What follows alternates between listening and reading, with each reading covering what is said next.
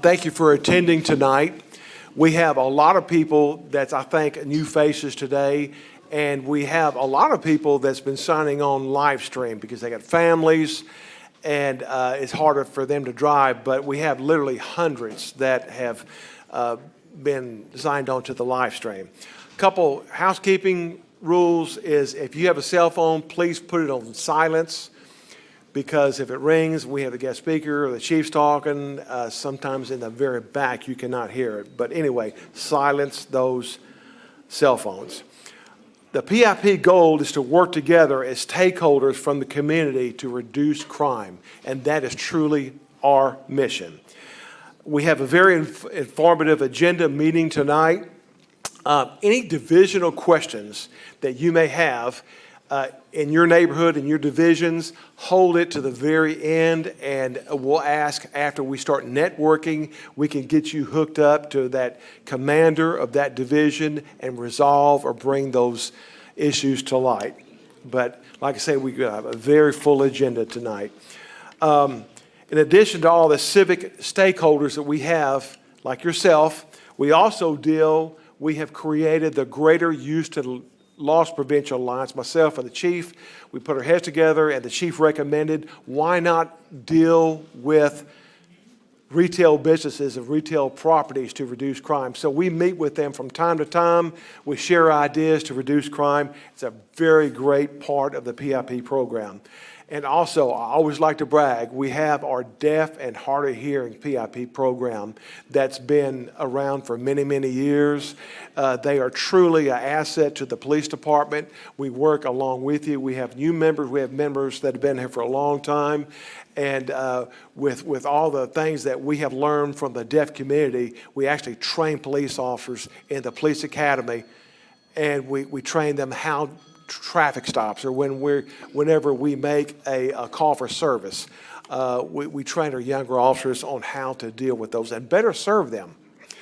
Also, we'd like to thank, we have a lot of great food tonight. We have some really good donors tonight. We had refreshments from Northeast, North Division, the Walmart in the Heights, Walgreens, HEB, and HEB is a very big stakeholder in our Greater Houston Loss Prevention Alliance. So is Kroger's and Raising Cane's.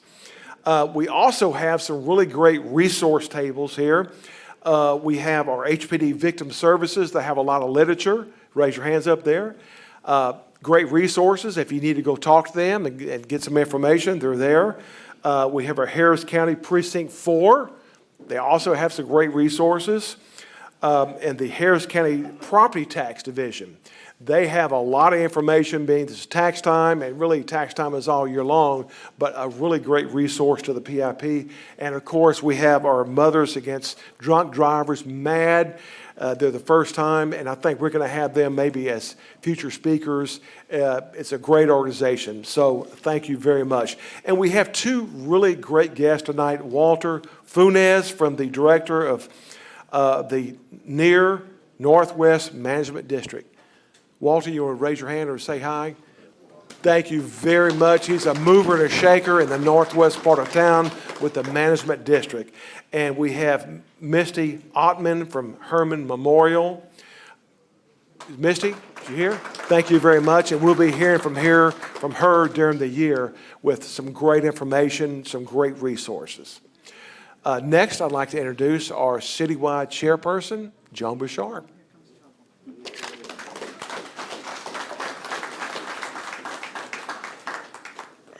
Good evening, everyone. Oh my, we do have a lot of people in this room.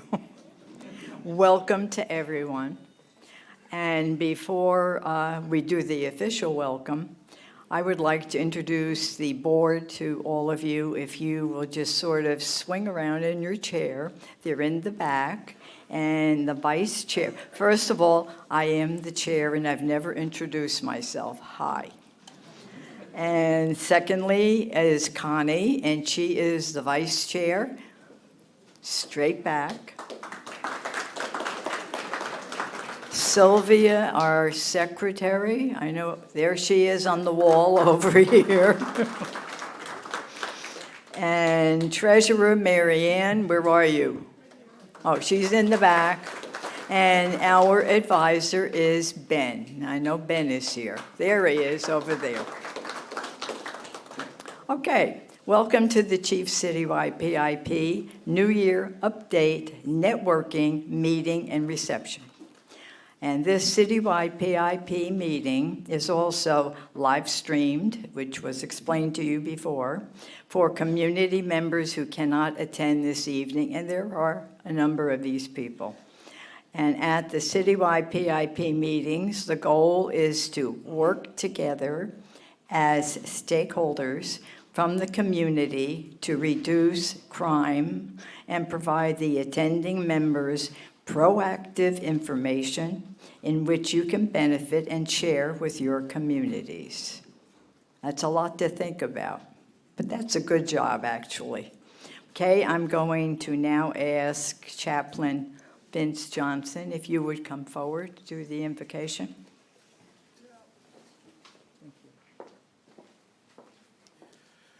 Good evening, everyone.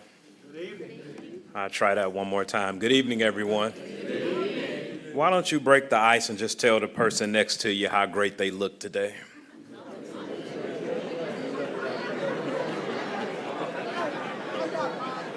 Vic, you look great. Thank you.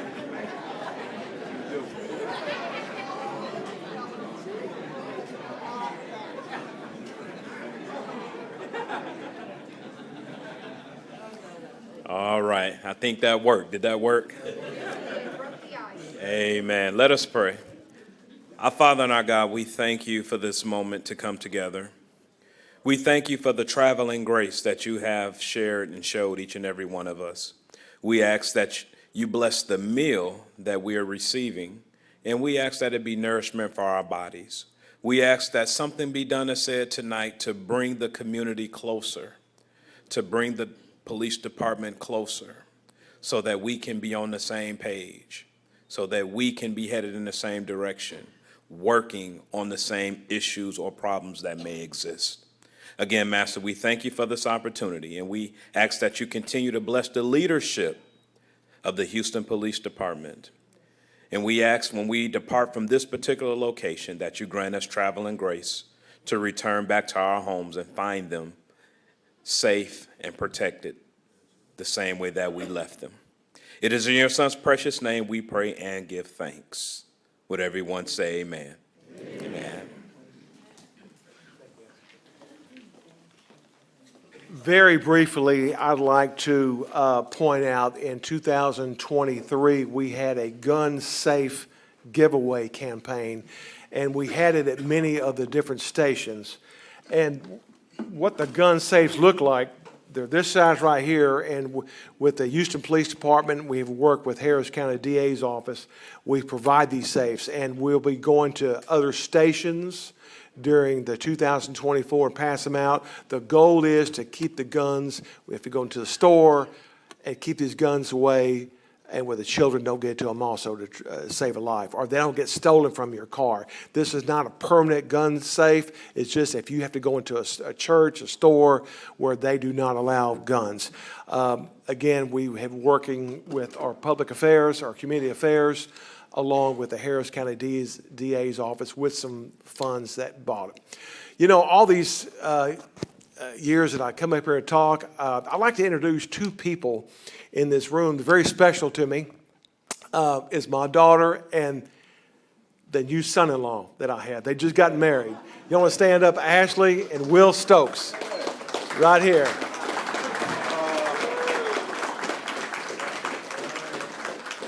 They just got married in April, so at the altar when I gave Ashley away to Will, I turned around and looked at Will, and I said, Will, you better take care of her, okay? Anyway, okay, John.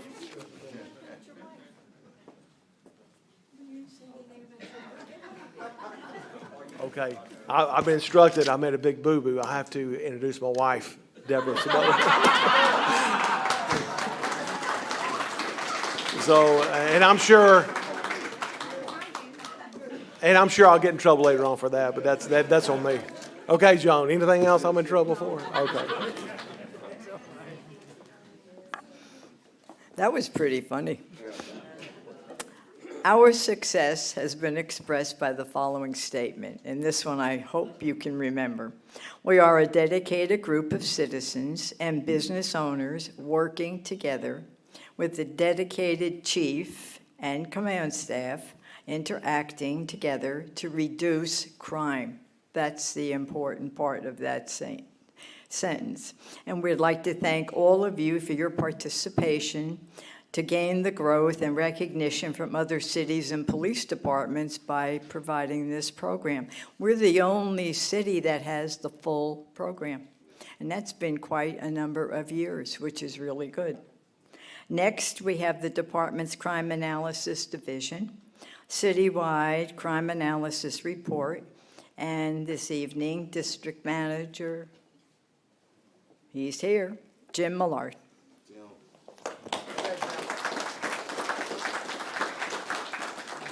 Good evening, everyone. Thanks, Joan. I appreciate it.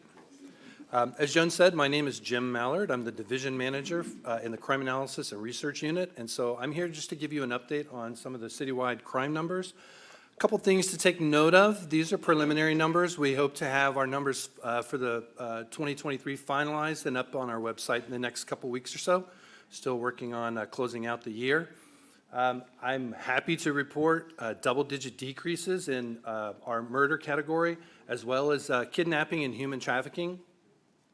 A lot of green is good and not too much red. We continue to see increases with auto theft, and it's something that we're still working on.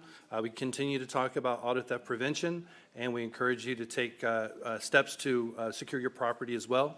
You can certainly find a lot of information on our website, and our public information office puts out a lot of information as well. Finally, outside of this meeting, there's a lot of information in our crime stats and transparency parts of our website. We publish reports there every month. We have crime mapping. There's a lot of good resources out there, not just the information that we present here. So with that, if anyone have any questions? No? Okay, thanks so much. I appreciate it.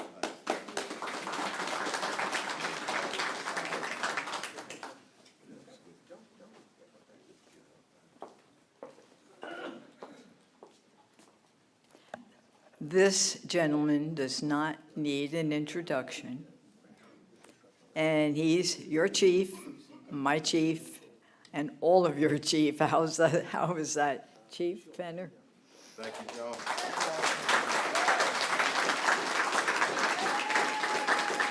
Thank you very much. The first thing I want to say is Happy New Year.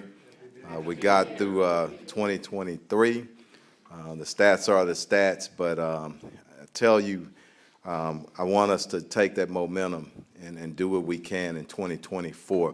We have a new mayor, and Mayor Whitmire, and he was going to come tonight, but he had another engagement. And I know how he is. He called and he says, well, Chief, can I just come by and say hello? And I say, Mayor, you know you're not going to be able to do that. And you already promised the other people that you were going to be there. So let's just try to do it next month. But so much support. On the first night, and y'all probably saw it on the news, him calling me days before, and he says, hey, I want to start out as soon as I get sworn in. I want you and I to hit the streets of Houston and show our officers appreciation, and I want to see firsthand some of the things that's going on. That meant the world to me as a chief, and more importantly, our troops. So he is truly a man who, his word is his word, and he said he campaigned on public safety. And my marching orders is, Chief, I know we're doing okay, but I want us to do better. And he also asked that in the first week that we gather all chiefs in the area, and it's many of them. Constables are included, our sheriffs and DPS, our federal partners. And we had that meeting last week, and it was very successful. And I want to report to the public, and not only those that's here, those who are streaming live, we're real serious about going after those individuals. And I've said it before, but an even enhanced coordination with all of our partners and law enforcement. And I want to acknowledge Chief Bradford with the DA's office. I mean, it's a big part of it. only thing that I ask, and we've been moving some things, and I just want all parts of that criminal justice system to come together so we can make our city safer. It's a beautiful city. We're beautiful people, and you live here as I do, and we're so proud of that. Now, I want to congratulate Michigan for a championship. And I just like good football. I wasn't rooting for anybody and wasn't against anybody, but it was a time that we showcased our city. But I should have started and led with this. Go Texans. Go Texans. So I had an opportunity to talk to the president a few weeks back, and went to a game with him, and I said, you know what? When those major teams are winning, say for the moment, you know, crime is down because everybody's watching the game. So we need y'all to keep winning, and I can keep my job. But look, seriously, I didn't want to be too long tonight. I just wanted to assure you, the men and women of the Houston Police Department, both classified and support, we're going to do everything that we can, but we need our public. And I thank Joan and everybody that's organized here tonight and attendance tonight. Your time is so very, very important, but we're much stronger together. And people ask about Houston. And I got, you know, national publications and national media calling, well, how did y'all reduce, you know, have that reduction in homicides? Well, it's going down in a lot of major cities, but our numbers are, it's a steeper decrease, and that's a good thing. But as the mayor reminded me, and I remind myself all the time, one murder in our city is too much. One break-in is too much. So we need to all work together, and I'm so proud of what we have here for so many years in this great city. Business leaders, community leaders, everyday people, commanders, assistant chiefs, officers, civilian staff coming together to talk about ways that we can be safer. And it's an educational process more than anything, not so much of the chief or anybody else getting up. Us hearing from our citizens firsthand, and that's a powerful thing. So I just want to applaud everybody again for being here. And just, you know, James, you got your family here, and I want to say this from the bottom of my heart. We love this guy. He's committed, and I've been knowing James practically my entire career, and he's been the same guy. He loves his family. He's always talking about y'all, so I'm really honored to have y'all here in presence tonight. But he's a great man, and leads this PIP program better than anybody in the nation. And Joan said it, I don't think anybody has a more robust PIP meeting than we have, and we do it for many years, and we do it in a great fashion. So I'm going to get out the way. Joan, it may be a time for just a few questions, but I know we got our sergeant waiting with a really good information. So if y'all don't mind, if somebody has a few quick questions, if not, I'm going to get out the way because I do want y'all to learn what another division does at our agency, and we got so many great people. So does anybody have anything? So y'all happy? Well, good. Thank y'all. You got one? Got one. Yeah. Hi, I'm Ricky. I congratulate you and applaud the PIP program. I'm curious, will you have the Citizen Academy School for these people that'll be to be involved and learn about your program? Absolutely. Is he asking for the deaf or just everybody? Absolutely. James and I spoke about that, so we'd like to get that, into our program and into our Citizens Police Academy. And I think, and I know that we'll probably be one of the first in the nation. So whatever I can do as a chief to support that and make it a reality, that's what we want to do. Thank you for asking that. One in the back right quick. Yes, ma'am. Good evening. My name is Cynthia Bennett, and my daughter was the female driver in the car wreck on 11/11 killed with the 3 football players. And I was promised that we were going to be able to get information detailed about it. when you came to the funeral, I was trying to find out, do you know when you might be able to do that with me? Let me talk to you in private, and let me say this, very tragic. And entire Houston was behind you, and we will still be behind you as the police department. But yeah, definitely, I'll talk to you. Yeah, okay. Thanks for being here. Yes, ma'am. And we continue to pray for your family. One last one in the back. Yes, sir. New Year's Eve, 77009 on that phone. We're calling because there were gunshots out there. And nobody wanted to respond. Well, I'm sorry for that, but unfortunately, and we put a few people in jail, and I wish we could have put more in jail. Talked about that. We have press conferences on it, asked people not to do it. But what happens in our city? And I hate to say it because it's like you giving up or giving them an excuse. No, that's not what I'm saying. We got to really work on our culture in this city because it's so wrong. We had 4 people injured, and any one of them could have died from that. So we'll continue on New Year's Eve and other holidays and non-holidays. We're going to continue to move around and enforce. But let me be honest with you. So many calls come in, you know, discharging firearm and people shooting.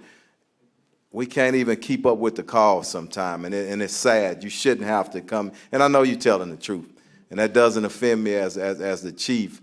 It energizes me and our troops around it hearing this, you know. But that's one thing that we can't do alone. We got to put more education out there, and we got to put some people in jail.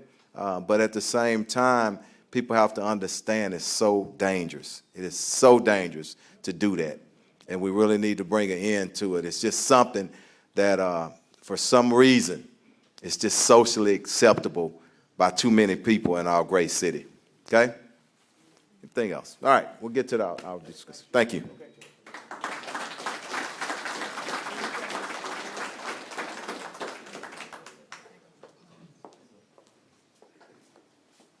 Our feature presentation this evening is the Crash Reconstruction Unit of the Houston Police Department, and it involves a problem when cars collide and the investigative techniques that are utilized to explain the events that have happened. Sergeant Thomas Fendia, are you here? Oh, yeah, I wonder what happened to you. Okay, have fun. Okay. Good evening. How's everybody doing? So I just want to start off real quick. Podium nervous. So I'm going this way. If everybody can hear me in the back. Yes? Okay, great. So this makes me feel just a little bit more comfortable so that we can kind of get into what we and my staff do. My name is Thomas Fendia. I've been with the Houston Police Department for 17 years. I've been a member of the Crash Reconstruction Unit for, carry the 7 years. I have some team members with me tonight, right here in the back corner. First one I'd like to point out is Detective Jason Baker. Next to him is his partner, Detective Robert Singleton. Behind them is one of our other detectives, Thomas Phillips. And finally, Detective Zachary Ratcliffe. These are some of the smartest human beings I've ever had the privilege of working with, and even at the end of this, I'll be able to answer some questions. I would encourage you, after this presentation, to seek them out. They really are the ones that can explain this stuff the best. So what we're here to talk about tonight is crashes and how we investigate crashes. So let's start off with some basic numbers here. As you can see, in 2022, we had roughly 67,000 crashes in the city of Houston. We have them broken up by minor crashes. This is where there's no injuries. Major crashes where there's some sort of an injury, and then we have obviously some impaired drivers as well. So if we break that down, that means there is roughly 229 crashes every day in the city of Houston. Obviously a lot. Unfortunately, of the 67,000 crashes we have every single year, 308 of them involve somebody losing their life. And that is quite a tragedy. And when this occurs, the Vehicle Crimes Division goes out and investigates these crashes. They're looking for what has occurred, what are the causations of it. We'll talk about causations in a second. And we find out, we get to the answers of what happened out there. And we do this for two different reasons. The first one is so that we can compare the cause towards the transportation code and our penal code to see if any major criminal violations have occurred. But the other one is actually a little bit more important. Every single one of these 308 crashes where somebody has lost their life, there are people that are left behind. And being able to tell the truth of what happened out there is so important towards the grieving process that our division works tirelessly to make sure we get it correct. Sometimes, though, what happened in those crashes are not readily apparent. That's where the crash reconstructionists come in. So, when our Vehicle Crimes Division is looking at a scene and they're not 100% sure what happened, I'll give you a perfect example. 2 cars collided at an intersection. Who ran the red light? Right? Sometimes it's difficult to determine, so they call on us as the crash reconstructionists. And we get in there and we get to the causation. And I said I'd talk about what causation is real quick. Causation, we have what causes the crash. So when a reconstructionist says the word causation, what we're really talking about is what is the greatest event or action that caused the crash. Has anybody here been involved in a crash? Oh, just me? Oh, a few of us? Okay, yeah. So usually it's not one person does something 100% correct and one person does something 100% wrong. We're all human, we all make mistakes, but what we're looking for is what is the greatest error in actions. And that's what we talk about causations. If the two actions meet, we could have double causation, but generally speaking, we can always usually come to this defining moment or this defining action is the reason why this crash occurred. And that's what the reconstructionists do. So this is a very, very wordy explanation of what a reconstructionist is. Essentially what we are is we are police officers who have gone through some intense training. In fact, to become a reconstructionist, you need, carry the 3, about 400 hours of training to be certified as a reconstructionist. Yes. I'd make sure to redouble my math. Here I am talking about math and physics, and I'm having to do math in my head, freaking me out. But yeah, approximately 400 hours of intense training. And it's heavily in math, heavily in physics, because we utilize Newton's laws of motions and mathematical principles and laws to determine exactly what it is that is happening in these crashes. So to realize what's happening in a crash, we have to understand what is actually a crash. A crash can be broken down into 5 phases. We have the approach, we have first contact, maximum engagement, separation, and energy dissipation. Every time I practiced this speech, I got the dissipation, and I tripped up and said I wasn't going to do that here. Almost did. I think I got through it okay. So the approach. The approach is the part of the crash where the 2 vehicles are approaching what we call the point of impact. When you have the point of impact, we move them back, and this is where as the 2 vehicles are coming at each other. What we are looking for, this is usually about 5 seconds prior to impact. What reconstructionists are looking for is something we like to call zero barrier. This is the point in time that no reasonable action can be taken to avoid this crash any longer. Or in other words, the crash has occurred, the cars just haven't touched yet. This is where we examine a lot of what we call the last final actions or the egregious actions. In this phase, we can have maybe pre-impact braking. We might not have pre-impact braking. Anybody ever here been in a crash and you didn't know it until after the collision occurred? Probably not going to see pre-impact braking. Anybody ever been in a crash and said, oh crud, right beforehand? We'll usually see some pre-impact braking. That's kind of what we're looking for there. And even though this is the first phase of the crash, this is the last aspect of our investigation that we will look at. Because next we move on to first contact. This is the point in time when the 2 vehicles touch. This occurs in nanoseconds. The vehicles begin to, transfer of energy begins to occur between the 2 vehicles. And that's something to realize before we go forward. I'm going to say energy a lot. You recognize when you have a vehicle and it's moving, it possesses energy. And that energy is what we are really examining here. And that'll make a whole lot more sense when I start showing you a whole lot of formulas up there and I start talking about mass and kinetic energy and physics.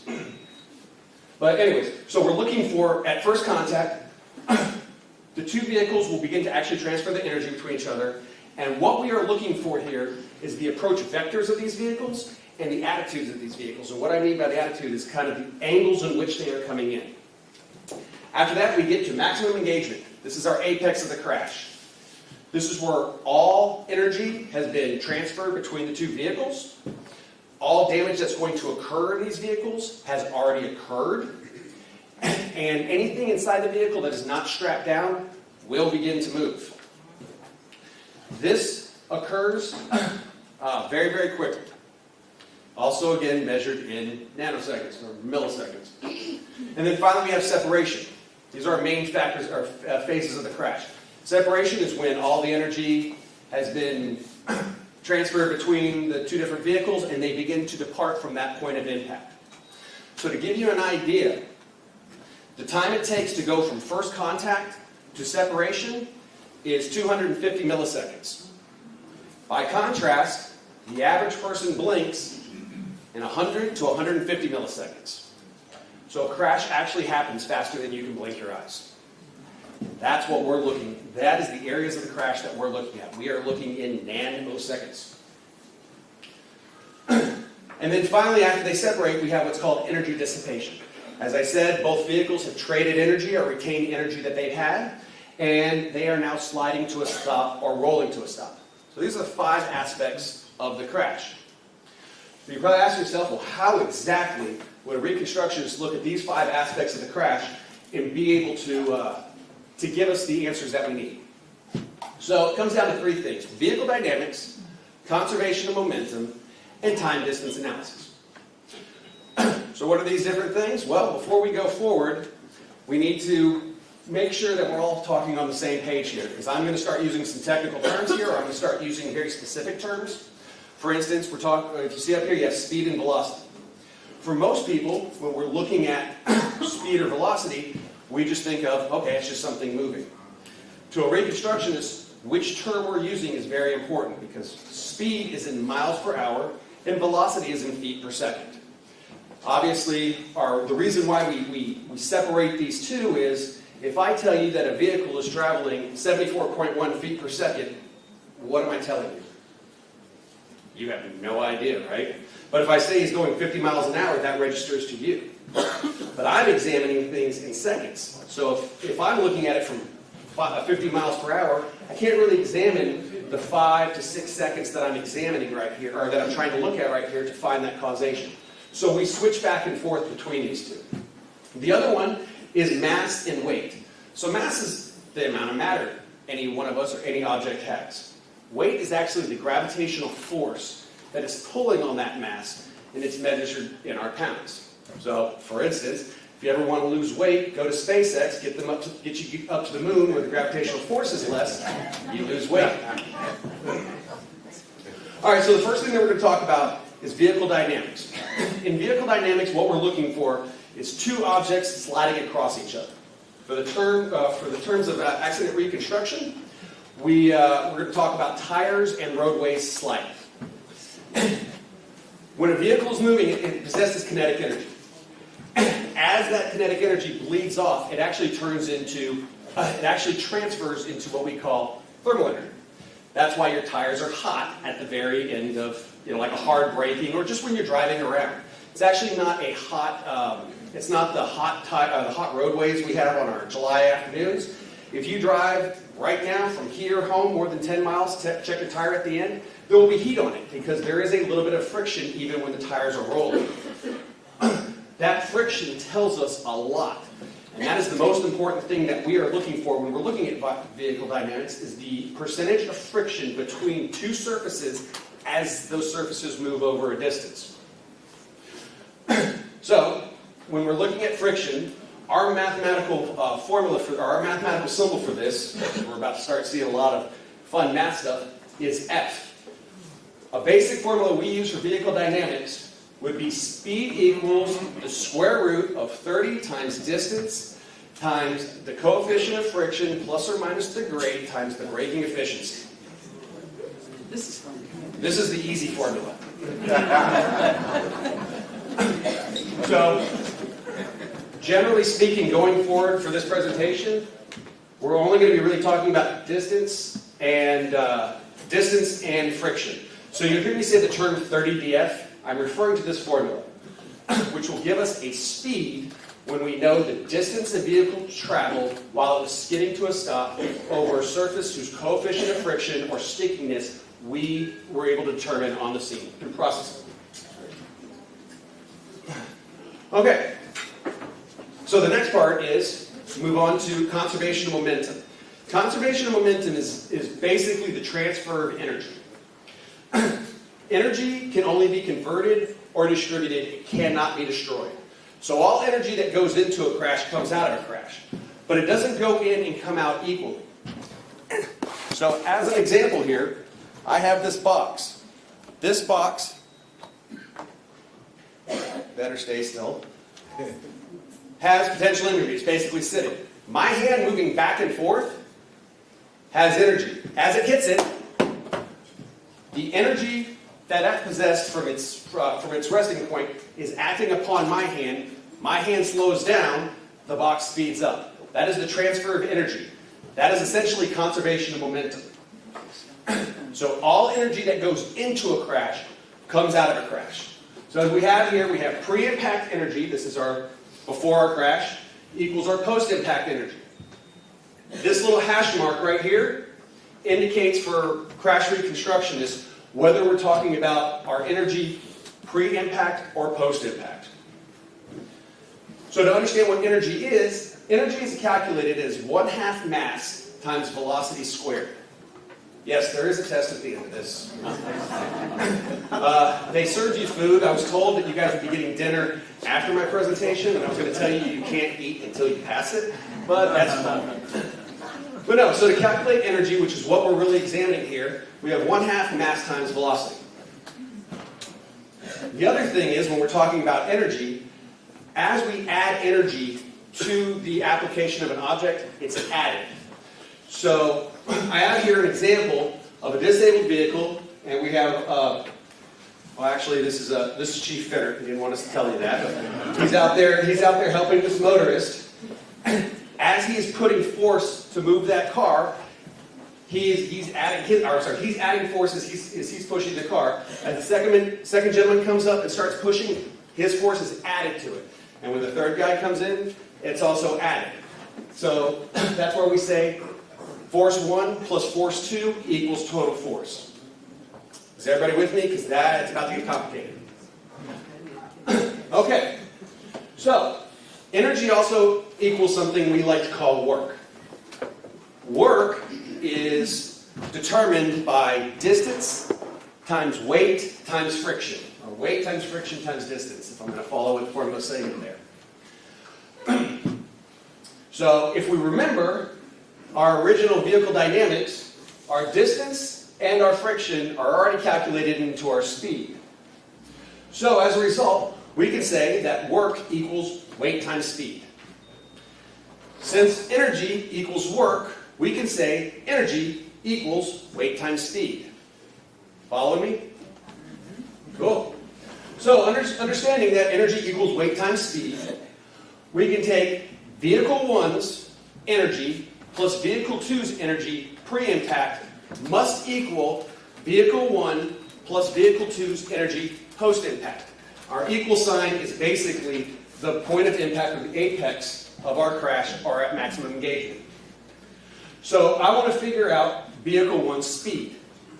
So the first thing I do is I mathematically reorder this formula to subtract vehicle 2's energy from pre-impact to send it over to the post-impact side. I do that by subtracting it from both sides, and then I divide both sides by vehicle 1's weight.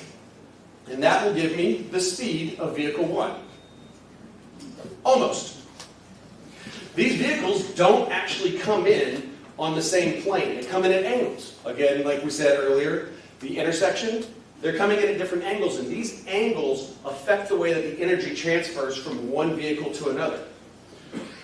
So reconstructionists have to use trigonometry to assess how these angles are affecting the way the energy is transferring between the two vehicles. So as a result, this is how we determine the speed of vehicle 1. All right, everybody take out a pen and paper. Okay, so vehicle 1 weighs 300 pounds. The final aspect of the crash that we look at is time distance. If you remember what I said before when we were determining zero barrier and we were looking for the approach, this is where the time distance comes in. Once we determine vehicle speeds, we can convert them into velocity. And if you're wondering how we convert them into velocity, we basically take the amount of feet in a mile, which is 5,280. We divide that by seconds in an hour, which is 3,600. Comes out to approximately 4.166. So if I take a speed and I multiply it by 1.466, that will give me my velocity. So we do that, and then we start backing our vehicles up from the point of impact to at any point in time we want going up to it. Generally, we go out about 5 seconds, and the reason why we go out about 5 seconds is, does everybody travel at constant speed all the time?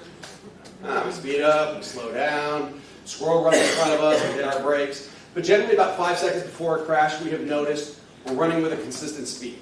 And it's somewhere within that 5 seconds that we are looking for that zero barrier. Once we found that zero barrier, which is where no reasonable actions can be taken to avoid the crash, we bend the laws of space and time, and we immediately start changing what the vehicle is doing to see if another action prior to zero barrier would have avoided that accident. And if that occurs, then we can start assessing the causation or the greatest causation. Make sense?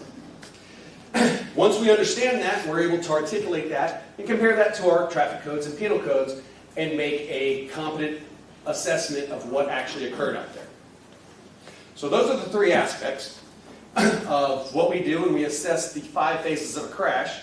So you guys are all now going to play accident reconstructionist. Unless somebody wants to play. Oh, got one losing here. Okay. Okay, so we have vehicle 1, and they are traveling straight on a roadway that's traveling, that speed limit is 35 miles an hour. From the other direction, we have vehicle 2, who makes a left-hand turn in front of vehicle 1. Vehicle 1 strikes vehicle 2. So, initial assessment. Who is at fault for this crash? Vehicle 2, right? Because they failed to yield to the vehicle going straight past them before they made the left turn. Yeah, that's usually what we would come up with. Well, using vehicle dynamics and conservation momentum, we were able to determine that vehicle 1 was traveling 55 miles an hour, and vehicle 2 was traveling 5 miles an hour while making that turn. We can't really speed or slow down vehicle 2 because 5 miles an hour is about an average rate of turning speed when you're making a left-hand turn. So, we're gonna look at vehicle 1. We're able to convert vehicle 1's speed to 80 feet per second. We're able to determine that vehicle 2, from the moment he made the turn, he traveled 2.1 seconds, or just over 15 feet, to the point of impact from the point of turn. Using that time of 2.1 seconds, we can back our vehicle 1 up, who's traveling at just over 80 feet per second, and recognize that he is 169 feet away from the point of impact when vehicle 2 started turning. So now we have them at zero barrier. We then assess that had vehicle 1 not been there and vehicle 2 had been allowed to continue on unabated, he would have needed to have traveled 20 feet to clear the area of impact, which would have taken 2.72 seconds, or about another additional 0.6 seconds to clear that area of impact. Recognizing that, we know that vehicle 1 has to travel 169 feet in that 2.7 seconds instead of the 2.1 seconds, which means his velocity in feet per second has to be slower to 62.25 feet per second, which when we convert it, comes to 42 miles an hour. So, as a result of the reconstruction, we were able to determine that had Vehicle 1 been traveling at the speed limit, or even traveling 7 miles over the speed limit, because let's face facts, everybody, who travels the speed limit in the city of Houston? I do. Oh, yeah. But had he even just been exceeding the speed limit by 7 miles an hour, this crash would not have occurred. As a result, a reconstruction can say that Vehicle 1 did not have greatest right to that space at the moment in time of the point of impact. Therefore, Vehicle 1, or Vehicle 2, has not failed field right-of-way. Instead, Vehicle 1 is traveled at an unsafe speed or traveling above the posted speed limit, which is a violation of the Texas Transportation Code. Make sense? Okay. I was expecting the mayor to be here, so was going to cut this out, but are there any questions? Yes, sir. Y'all have access to the onboard computers to give data from vehicles? Yes. So he's asking, do we have access to the onboard computers? So we have, there's a couple of different computers that there are out there. The most common one that we have right now is called the Event Data Recorder. And yes, we can gather data off that. That will tell us RPMs. It will tell us during an impact, we'll be able to generate what we call change in velocity, or delta Vs. That leads us to a speed. Some of the newer ones are actually just flat giving us the speed. But as a reconstructionist, even if our event data recorder yields that information to us, we still do have to process our scenes and compare the laws of physics and how the evidence is processing through to that. But yes, those are there. There's also something out there called an infotainment system that we do have access to. This would be a lot more of the cameras that you see in the car. It tells us what's more happening in the car, what level of sound the radio is at.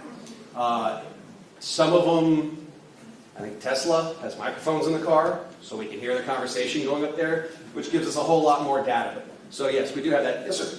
Second question. Do the majority of collisions happen at signalized or unsignalized intersections?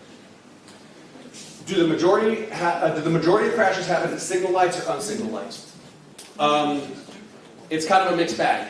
There's a lot of other things that go in there. When we're examining intersections, for instance, so I think what we're leading to, there's usually maybe some environmental factors. There may be how much mixture we have of people who understand the roadway or travel that roadway a lot versus people who don't travel that roadway. Those kind of factor in a whole lot more than whether they're at an uncontrolled intersection or a stop-and-go intersection versus a red light, green light intersection. Based off of your team's experience and your experience, what's maybe one of the biggest safety tips you could give to all motorists? Okay, so one of the things she asked, based off on our experience, what's the biggest safety tip we could give to motorists? Slow down. Yeah. In fact, I used to be a very big stickler about time. I now no longer care if I'm 5 minutes late. I know my boss does. I would rather travel at a slower speed, bleeding off some of that kinetic energy, because that's one of the things to understand. Remember when I said at first contact, or at maximum engagement, things that aren't strapped in the car begin to move? Well, unfortunately, our organs aren't strapped down. We can be strapped down as much as possible, but our organs are not strapped down. So it's the change in velocity or the energy application that actually hurts us. So slow down. The other thing is take a driver safety class. Spend some time learning some of the rules of the road. If you think about it, the rules of the road are kind of like the rules of the air. So the FAA has a lot of rules when the planes are up in the air. And planes don't crash a whole lot, right? I mean, their sides fall off, I get that. I don't know what to do about that. But they don't really crash in the air because these pilots spend a lot of time learning the rules of the air. Our rules of the road are designed to do the exact same thing. I'll give you a perfect example of the most common violation I see of the rules of the road. Who here likes to drive on the inside lane of the freeway? Not one of y'all. So everybody else, we've all seen that person who's on the very, very far left-hand lane driving, right? They're not passing anybody, they're just driving. Well, that lane is designed for passing. And the reason being is that to go around them means I have to make one movement to the right, one movement forward, one movement to the left. Those are 3 movements of conflict. Every time a vehicle changes lanes, there's an opportunity for conflict. Whereas if the faster moving vehicles, even if they're speeding, they're not supposed to, but we're not talking about right or wrong, we're talking about safety. A vehicle traveling faster in the left-hand lanes that doesn't have to make any movements is actually a whole lot safer. The other thing is, those of you that have younger drivers coming on, it takes roughly 5,000 hours to master the roadways, to have seen any possible thing that you could, any possible conflict or danger that you could see in a roadway. What does 5,000 hours come out to? About 10 years of driving. And if you don't believe me, has anybody noticed why your insurance drops when you turn 26? Because the insurance companies figured that out a whole lot faster. Yes, sir. Do you ever check what percentage of driving accidents are caused by distraction? The reason is somebody hit my car on May 5 on a Sunday where it shows 25 miles per hour. We love our children. And the insurance did not pay me back until July 17 or something. She was at fault. I went back to Lake City Police and all that. So she was distracted, she was on the phone. And many people are on the phone and driving. So that's a great question. Make sure I understood right. What percentage of our accidents are related to distracted driving? Mm-hmm. So I would say distracted driving is more, if not, I mean, it's definitely the same, but it is probably more dangerous than intoxicated driving. And it accounts for a lot of the crashes. Now, I'm not saying intoxicated driving is good, go out and have a beer and drive home tonight. No, that is not what I'm saying. I am talking about levels of dangerous. And the reason why I say that is distracted driving. Let's go back to our example here. 2.1 seconds traveling at where? Okay. Oh, I swear. Where is his? Okay, he's Unit 1 has 2.1 seconds, traveled 80 feet. So, raise your hand when you can tell me what 7 plus 3 times 3 is. Okay, I got somebody who can tell me in 3 seconds. That means the person traveled, and honestly, I use that as I use that when I do these talks elsewhere. I use that as kind of an example to explain what distracted driving is. Having to do that means having to take your attention away from what I'm saying, which is like looking down at your phone, processing what it is, coming up with an answer. So that's 3 seconds. That means if he was traveling at 55 miles an hour, he traveled 240 feet. That is a long, long way. That is almost a football field. That he is not looking at the roadway. And that's what happens a lot, and people do that. You know, you get the text, oh, who is that? Well, if you just go, oh, who is that? 1001, 1002, 1003. You almost traveled a football field. So it does account for a lot. We don't have the metrics for it. The reason being is we would almost need somebody to say, yep, I was looking at my phone. Well, guess what? They generally tell, I don't know what happened. The person came out of nowhere. Or my favorite is, I don't know, I was just driving along and the tree ran in front of me. You say so. But what we can do, what we have noticed is, we start to see things like that. And so we're seeing trends. The more that hands-free, or the more that cell phones have gotten into our vehicles, we can see trends of these unusual activities or lack of action. And that's how we're able to assess. And so, with all of that, the long answer is it's increased our accidents by about 40%. Nationwide, not in Houston. One more question here, and then we can get with him afterwards with the other questions. some cars today have dash cams. My car has one. It helps with the investigation in accidents, does it? Absolutely. So he was asking, so dash cams have started coming into cars and people have gotten them. And I think they're a great idea. There's two reasons. One, it helps keep you accountable because you're recording what you're doing. And two, it does help in the investigations.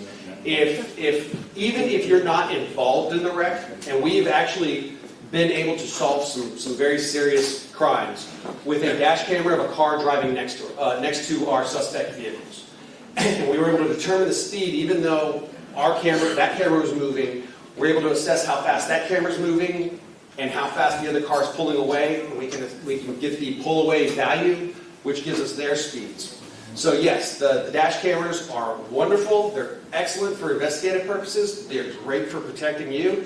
And it really helps the insurance companies going, well, we can't really tell, so we're just going to say this instead. Nope, it's right there. Excellent question. Okay, everybody, thank you all very much. Again, my team is here. I'm here. I love talking about this stuff. I can do it all day. So I will stay here till the last person's here to answer all of y'all's questions. Thank y'all very much. Chief, thank you for having me, and I'll be next.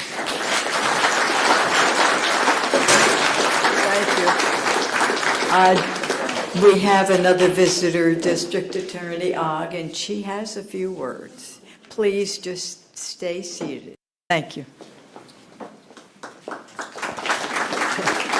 Well, Happy New Year, everyone. I have some good news about vehicular crimes. Other than thanking the members of the Vehicular Crimes Bureau in the police department, I want to thank our Vehicular Crimes Division as well. Our prosecutors do go out to the scenes of fatal accidents and serious bodily injury cases where drunk driving, distracted driving, drug driving is suspected.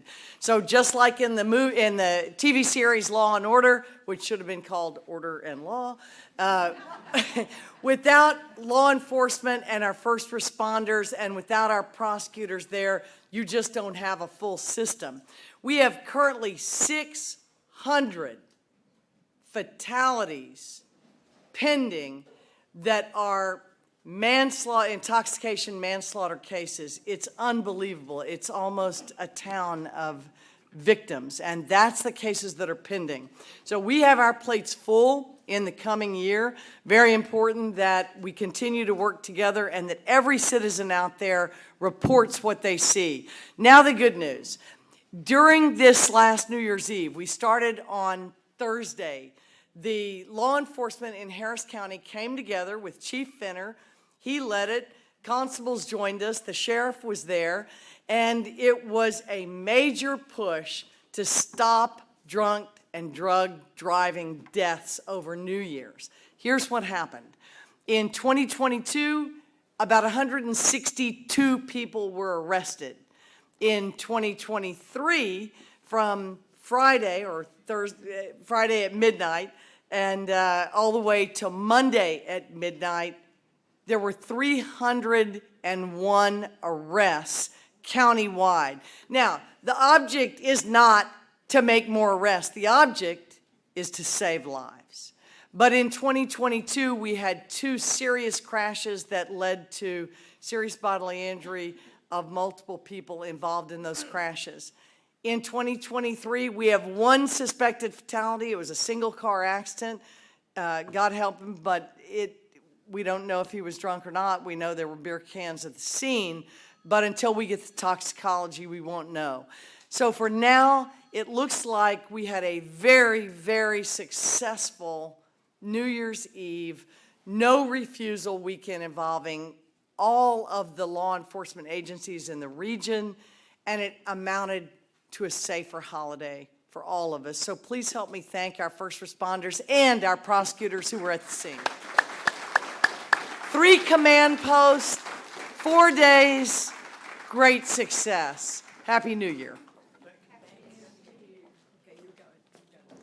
Before we close, we'd like to thank you all for coming. And I know, just raise your hand if this is the first citywide meeting that you've attended. First one. Okay, thank you. And welcome, and we hope to see you every other month when we have these meetings here. And can you please put your email address, and please block print it, because sometimes it's hard to read really scroll letters. So please block print in the sign-in sheet, and I will add your name and your email to future meetings. Again, thank you. I'll turn it over to Joan to say some closing words. On behalf of the Citywide Board, divisional PIP officers, and the entire command staff, we would like to thank all of the PIP members that are here this evening.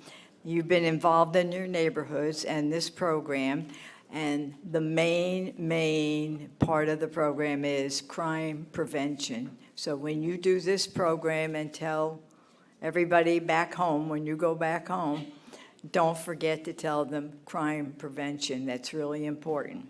And we leave you with the following, the PIP motto. If you have the time, get involved. If you don't have the time, make the time.